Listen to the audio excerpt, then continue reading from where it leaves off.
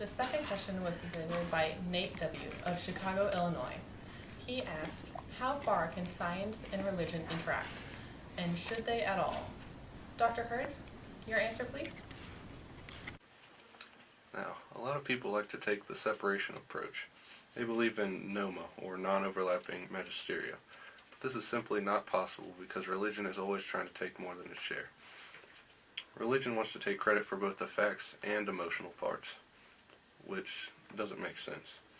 People just can't believe in both because people's belief in religion is going to unintentionally affect their scientific beliefs. I would agree with you that separation of religion and science is impossible. Every person's belief system will play into how they interpret science. I believe in the Word of God is the literal translation, so that plays into the interpretation of facts presented. Your philosophy of no God, or atheism, is also a belief system, and because of this, you must interpret facts in such a way as to support your argument, even if there is more logical explanation. Your religion is a set of beliefs concerning the cause, nature, and purpose of the universe, especially when considering as the creation of a superhuman agency or agencies. You adhere to all definitions of religion, except that you do not consider a superhuman agency to have created the universe. You instead substitute in a non-scientific explanation for the beginning of the universe. The universe coming from a spinning dot seems absurd, but even if that were true, where did the elements come from to make up that dot? Since science has shown that there was a definite beginning to the universe, it seems much easier to believe that it was created than to believe that it somehow came to be with no interference from a higher being. A few examples of how your evolutionist scientist belief system plays into how you interpret the data is the geologic column and the elements used in radiometric dating. The geologic column does not exist anywhere on the planet, as is shown in the textbooks, and there are inconsistencies in the system, such as parostrate trees. These are trees that go through several different layers that are supposedly millions of years old. Radiometric dating is also very inconsistent because it dates living tissue to be tens of thousands of years old, but we can then say that it can accurately date objects millions of years old. Also, scientists must assume that the radiometric material in the object must have been zero when it was created so as to get its age to say it was billions of years old. Pam V. from Marquette, Michigan asked about the principle of Occam's razor and how it applies to this debate. The theory of Occam's razor states that the simplest solution is the best. Like the edge of a sharp razor, we want to cut away all excess so we get to the root of the explanation. By adding God or any other deity to the equation, you aren't really adding anything, you're just complicating them. If you add God to the theory of evolution, you are not subtracting from it because evolution cannot even explain itself scientifically. To explain something scientifically, it has to follow the scientific method. The scientific method calls for a subject to be tested and the results to be analyzed. Evolution cannot adhere strictly to the scientific method because there is no way to test what was happening billions of years ago. There are 6 types of evolution, only microevolution, which is different variations in species, such as the different kinds of finches described by Darwin on the Galapagos Islands, can be observed. The rest are the interpretation of data that is millions of years old. Macroevolution, which is a change in species, is not observed in science, but is an interpretation of the geologic column. The evolution of space, time, and matter cannot be explained scientifically. The evolution of elements that make up this world also cannot be proven in science. Planetary and cellular evolution has also not been observed.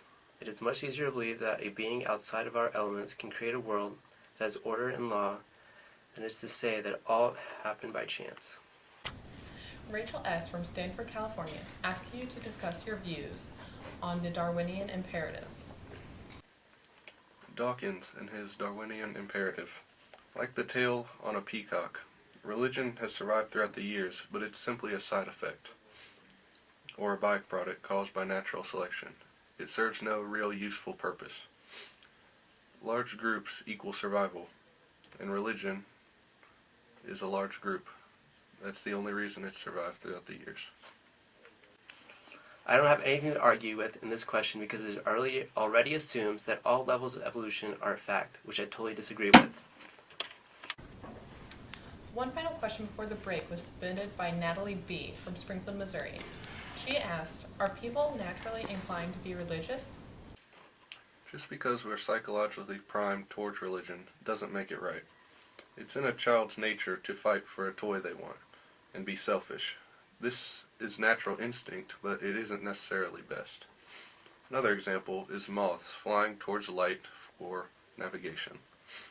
But in doing this, they burn up in the process.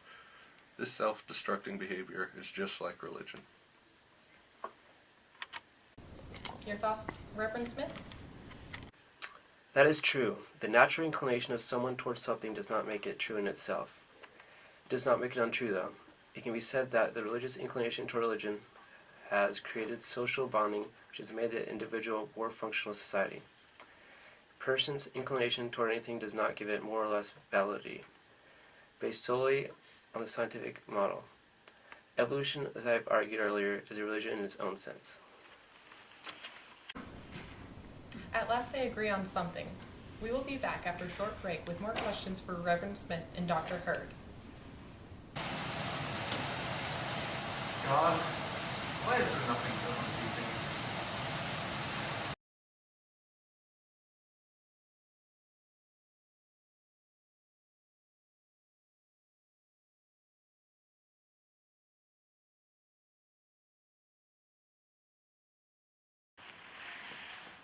We're going. A life of their own. And yeah. Oh, we're going. Sorry. You're That fine. wasn't-